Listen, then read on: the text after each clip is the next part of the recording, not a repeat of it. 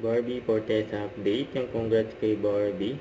Isa sa mga highest taxpayers si Barbie diyan sa BIR for husay at dangal ng lingkod bayan ng BIR.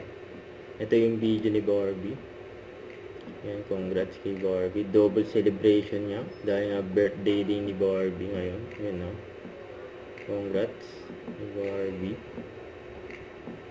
May nakap niya ang kanyang award. Ito yung interview kay Barbie. It's both an honor and a responsibility.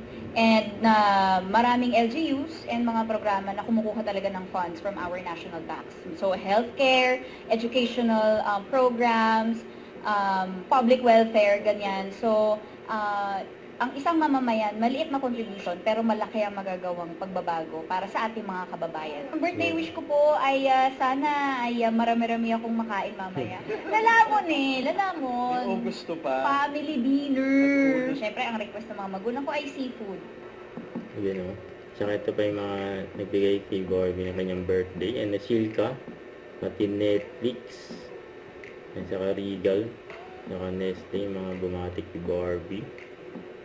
Ito yung video. Yung endorsement ni Barbie with Eugene Domingo. Rich ba? Rich? Rich po. Direct kaya na ba? Anong ba ako? New Nestle All-Purpose Creamer. Creamy rich na rich. Creamy rich na rich na. Rich ba? Rich? Rich po. Direct kaya na ba? Don't forget, subscribe, click the notification bell for my update. This is Richard the Action Vlog. Stay tuned for more videos. See ya.